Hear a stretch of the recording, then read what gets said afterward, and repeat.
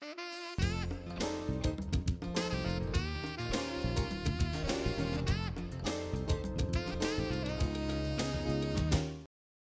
and welcome to another edition of For the Record. I'm Sean Murphy. We are here at Dodd Stadium in Norwich, Connecticut with the fine folks, the Connecticut Tigers. And we're going to start with the big cheese, the head honcho, the vice president and general manager. Eric Knighton is joining us in this first segment. Thank you for inviting us into your house. Yeah, thanks for having us. I'm glad to have you here. Tell, for those who aren't familiar, tell everybody about the Connecticut Tigers. So we're the single A affiliate of the Detroit Tigers. We play a short season from about mid-June to early September. Most of the players, as you hear Scotty talk about later on in the show, they're all college draftees, so for the most part, they just got drafted out of the amateur draft at the beginning of June, and this is their first taste of professional baseball.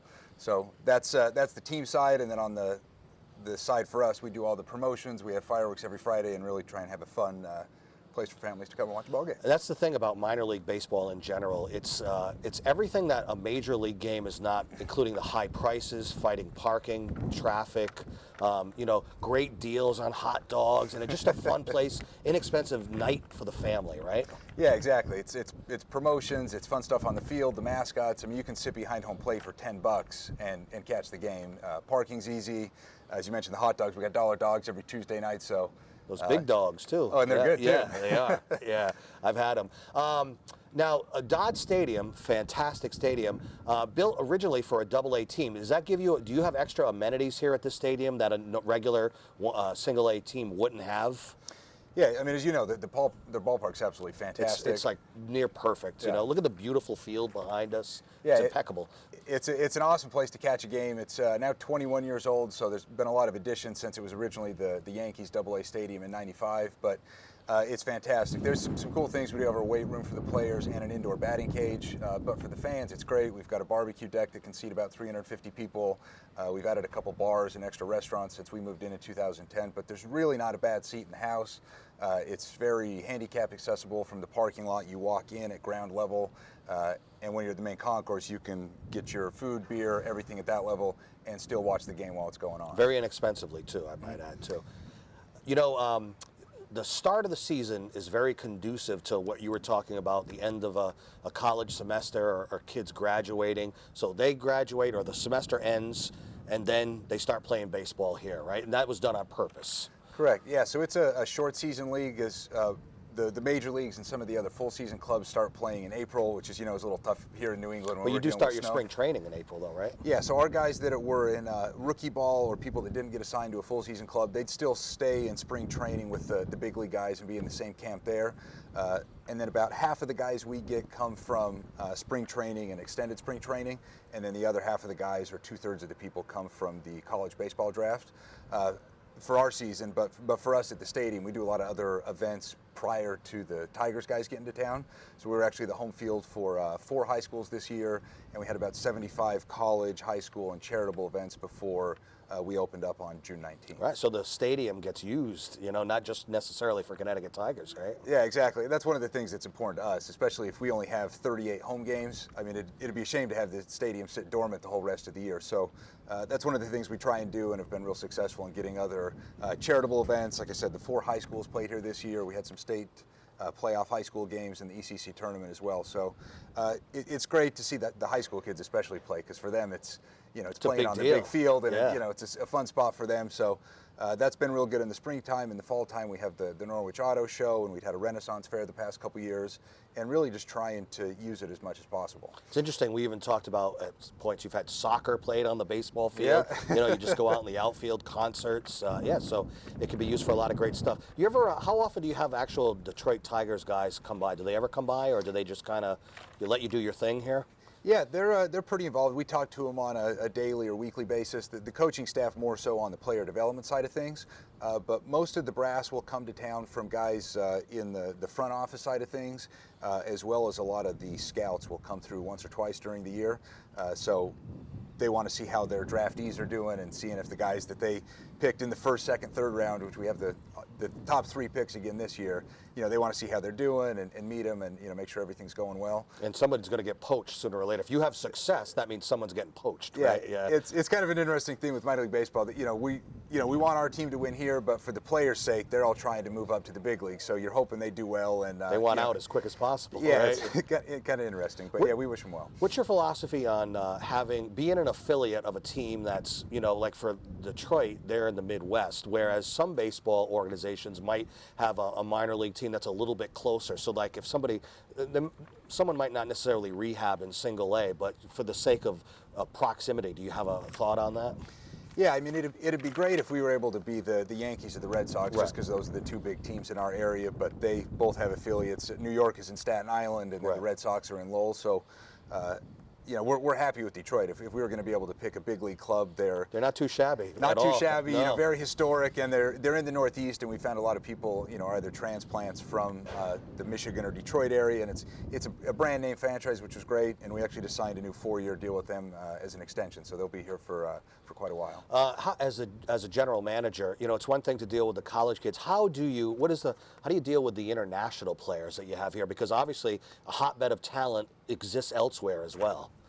Yeah, Detroit has academies in both Venezuela and the Dominican Republic, and we've ended up guys from Asia and Europe in the few years that we've been here as well.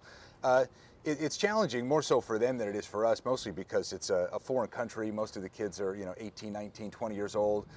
One thing that Detroit does that helps out a lot with us and for the players as well is they have ESL classes. So a couple times a week the kids will have an instructor here from the community that helps them not only with the language to pick up English, but they help them do things like learn how to read a map. If you're going to the mall, how do you go do a transaction? So for the most part, the guys actually do speak English pretty well. And that's hugely helpful. Yeah, hugely helpful. But yeah, you don't want them to be lost. Simple things that they could be helped out with to make their life a lot easier. You mentioned you used the word historic a little while ago, and something that certainly is historic is the league you play in. Talk about the New York Penn League. Yeah, it's the oldest continually operated single A league. It's been around for quite some time, coming up on 100 years here in the next decade or so. But yeah, it's a great league. We've been here in Connecticut this will be our 6th season, but you've got Vermont that has the oldest stadium in baseball currently, and the league's actually expanded. So we have teams in Brooklyn and Staten Island, there's one in Lowell. So the dynamics have changed from more of an upstate New York and Pennsylvania league to now we go as far as Baltimore, West Virginia, Ohio, we're in Connecticut, and then you've got Lowell in Massachusetts and up to Vermont. So is it all bus league, or do you have to fly someplace? All buses. Okay, wow, Yeah. okay. Yeah. So you don't want to expand too far. We're kind of pushing the limits of that, but Right. yeah, it's a fun bus travel league. You get to catch up on your movies if you're on the bus. Yeah, get to see some of the country too, right? Now, Yeah. as general manager of a minor league team, you're kind of a jack of all trades. You're wearing a lot of hats. You're really not just the GM. You're doing so many more things. We talked off the air. If need be, you get down on the field and help the grounds crew out, right? Yeah. We wear a few hats to say the least, but it's fun. It's a great place to work. It's a fun place. I mean, that's one of the things that we as a front office try and do, and then pass on to the game day staff. That if we're all having fun, then the fans that are going to come to the game are going to be more likely to have fun. But that's what it's about. And yeah, we'll drag the field, help out in the concession stand, flag people in when they're looking for their seat. So it's fun. So just like in in the big leagues, if there's a rain out, there may be a double header rescheduled the next day, right? It works the same way. Yeah, same thing here. So knock on wood, we don't get too many of those days. But yeah, typically if we've got a rain out, we pull the tarp and then try and play the game the next available date. But yeah, hopefully we don't have too many of those. We can only knock on wood so many times. So optimism for the upcoming season, or it's going on now, but for the rest of the season? Yeah, we had a great year last year. We had just under a 15% attendance increase on the season last year, and then our opening day this year, we set a single game attendance record with over 6,100 people. So I think the community's really started to rally around it. As we talked about earlier, it's affordable and fun. So things are looking great the rest of the year, and hopefully we get some wins for the team too. Fireworks every Friday night. That's a big deal in the summer, right? Yep, fireworks every Friday night, and then depending on when it airs, July 3rd and July 4th. We do giveaways every Saturday. Sundays are Sunday Fun Day, so kids get to run the bases after the game and then have a catch in the outfield and actually get a baseball to take home with them. And the website's got everything on it, including the schedule for the rest of the season. What is the website? cttigers.com. It's got the full promotional schedule, ticket prices. It's also got our phone number, so if anybody anybody has questions, just feel free to give us a buzz. And a quick story about what's his name, the navigator, the alligator out front. Tater the Gator? Tater, you actually resurrected him from the dead, didn't you? Yeah, so when we moved here, obviously we were going to be the Tigers, but in the backwoods we found the Tater statue that was here from the inception, was just in the woods in I disrepair. can't believe somebody just tossed it. You know? I know, it's a great statue. Yeah. So we fixed him up, put a Tigers uniform on him, and he's back there at the entrance. And he's proudly standing right out at the main entrance where he belongs. And you did a great service. Yeah, grab a selfie on the way out. Absolutely.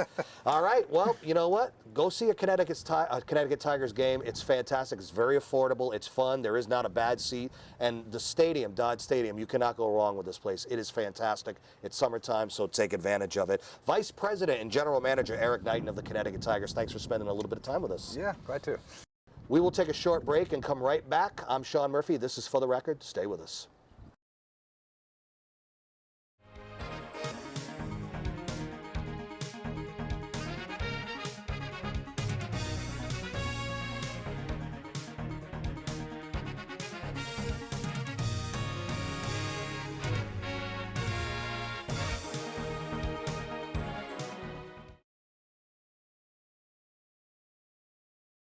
At the home of the Connecticut Tigers. Who better to talk to now about the team than the hitting coach of the Connecticut Tigers? His name's Scott Dwyer. Thanks for being on the show. Appreciate it. Thank you. Thank you very much. Tell me, from a coach's perspective, tell me about the Connecticut Tigers.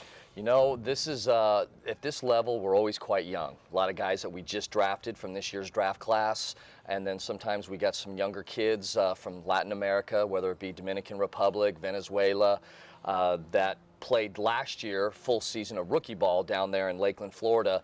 So this is their first taste of outside complex baseball, real minor league flair, kind of a taste, if you want to call it that. Double A is a step up from rookie ball, right? Well, you got rookie ball, then we have us, which is short season low A, then you have A ball, then you have high A, double A, triple A, the big leagues. So there's quite a few levels. Right. So they're getting their feet wet here, and you know, for the most part, a lot of these guys, this is their first time of experience professional baseball. With a crowd too? Exactly. Yeah, so there's no way to quantify the, I don't know if you want to call it stress, or for some people, they might take it and use it as an advantage, but that's a whole element that may not be taken no matter how many times you're swinging the bat in practice, Absolutely, right? Absolutely. For a lot of these kids, it's the first time playing underneath lights.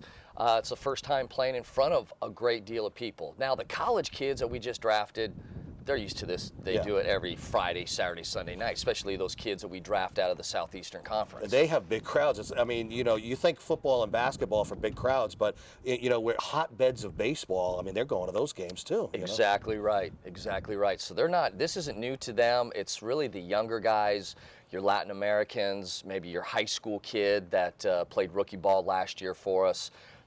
It's a little bit of an eye-opener experience for them here. Something that we talked about in the first segment, but for you as a coach, you know, you described the Connecticut Tigers as low A. Originally, this stadium was built for a double A team, so are there certain extra amenities that a stadium like this, would this be a little bit bigger stadium that normally an A team would play in? Absolutely, and I tell the kids that, I'm like, you know, our batting cage here is probably the second nice batting cage that we have in our minor league system. The nicest one would be Toledo, rightfully so, being our AAA team.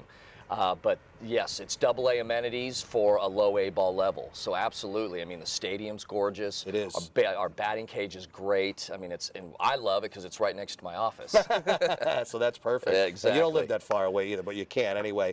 Now, the timing of the season, is it purposely scheduled, again, something we talked about in the first segment, to college graduates, a semester ends, and then this season starts? Exactly right. You know, it's perfect for the draft. So once the draft takes place in early part of June, everybody can get their draftees in, have their physicals done, and get all the necessary paperwork done, whatnot, and get them to their respective short season low A ball teams like here. And we just got done, of course we had spring training, but then we had extended spring training that went from April to early June, and those were our players that weren't quite ready to go and break from spring training with, say, our A-ball team in West Michigan, or our high A team, which is in Lakeland, double A in Erie, triple A in Toledo. So those guys stay back, and we practice every day. We play all the other teams that are down there in Florida that have their extended spring training games, or their teams, and just prepares us to come up here with our new draft class. A hitting coach for a low A.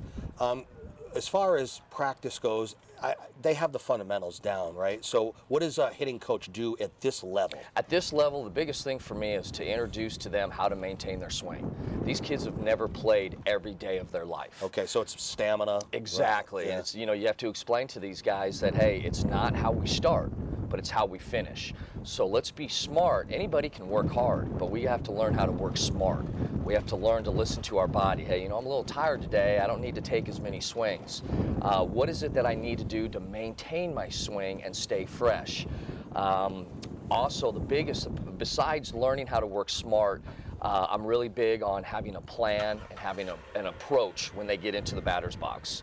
A lot of these kids just, hey, I see fastball hit fastball, or I see, a ball anywhere over the plate, I'm going to swing. Well, at this level, and as you climb up the ladder all the way to the big leagues, it gets a lot harder, and the game speeds up on you. So biggest thing for me is to teach these guys, again, work smart, slow the game down, have a plan, have an approach, and learn how to maintain your swing.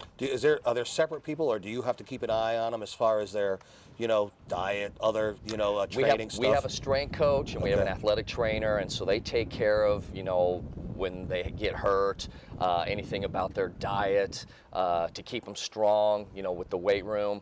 That's our strength coach and our athletic trainer handle that. Do you see conceivably, can you have some guys that you could see playing in the majors someday? It's early right now. It's hard to tell. It's hard to tell right now. We just got this new group of guys in just a couple days ago. Right. So, it's in a couple of weeks, I'll probably have a better feel. But just from what I've been seeing with these new guys, there's some guys that excite me. There's some guys that you go, wow. These guys have some tools. If there's some guys with super talent that probably would skip this level of baseball, right? They might jump. There are certain guys. It depends on if we had needs at our A-ball team in West Michigan or even our high A team. And sometimes it happens. You'll see a guy get drafted and go right to high A. But for the most part, your rookie ball and this level, again, short season low A, is going to have all your draft guys. These players, what is their goal? Is it to move up the minor leagues, move up to high A's? Absolutely. A's, double A? Absolutely. Some of these guys, barring injury to players at our other teams, they could get bumped up this year.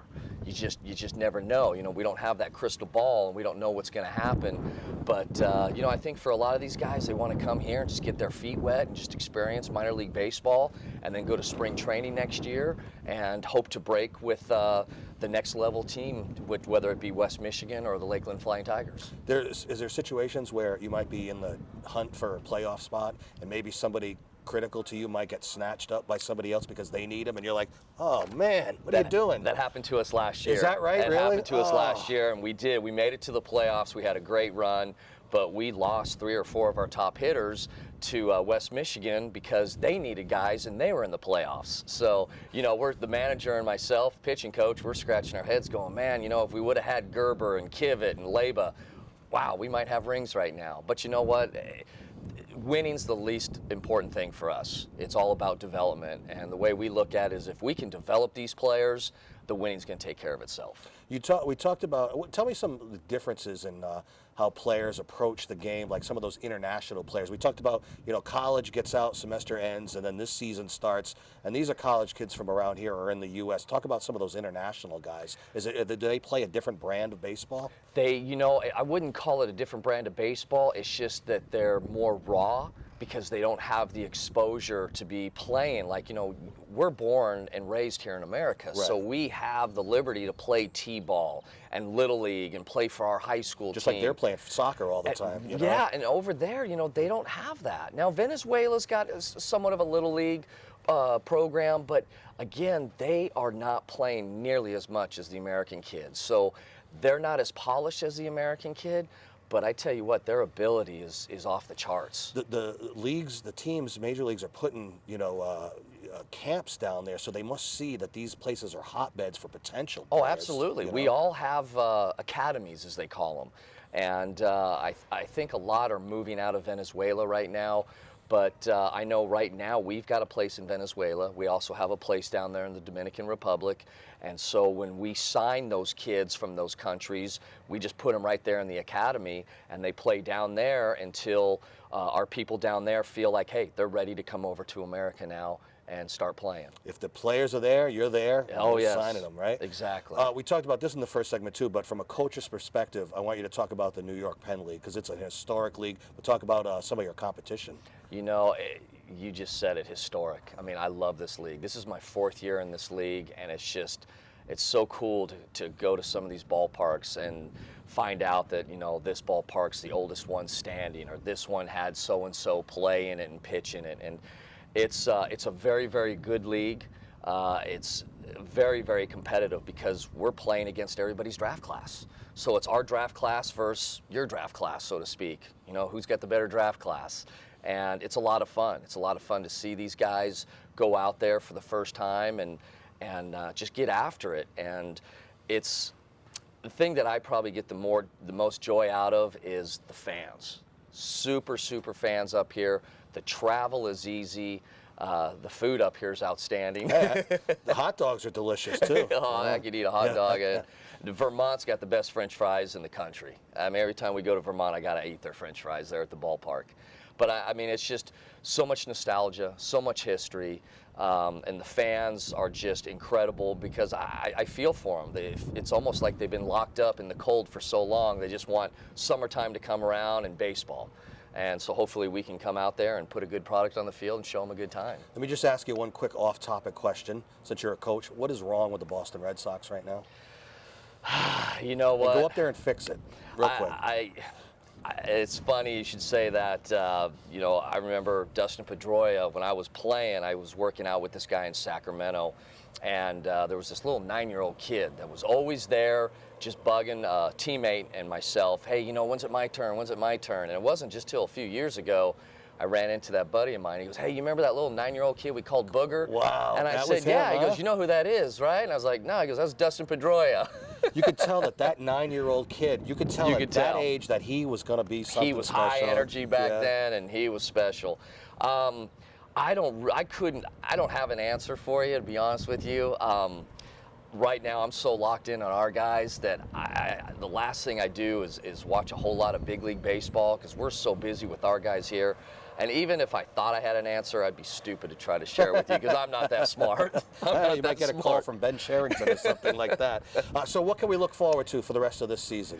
I think we're going to see some really good baseball here from these last 2 nights. I think we're going to be offensive. I don't want to shoot my mouth off here too early, but I like the way that we've been swinging the bats these last couple nights. I think we're going to be a solid defensive team.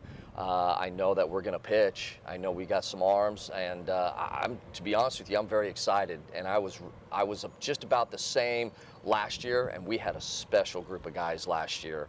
Then, you know, again, we made it to the playoffs last year, and those guys have all moved up to the next level, and they're doing well up there. So, having a taste of that last year, it's almost like that same taste is in my mouth right now. It's these kids are good college baseball players, you can tell, and they're coming here playing the game the right way. No reason to believe you won't make the playoffs again this year, right? You know, right now, I mean, I think we will. But like I said earlier, that's the least of my concerns. I want to make sure that, you know, we're here for these players to make sure that we're there to help them develop. And if we do that, which I know our manager, Mike Rubello, does a tremendous job. Carlos Chantris, our pitching coach, does a tremendous job. And if I can follow suit, you know what? If we all develop, the winning will take care of itself. Scott Dwyer, hitting coach for the Connecticut Tigers. Thanks for spending a few minutes with us, and good luck for the rest of the season. Well, thank you for having me. I appreciate it. That is our show for today. You can see this show and many others on our YouTube site. Till next time, I'm Sean Murphy. This is For the Record. Take care.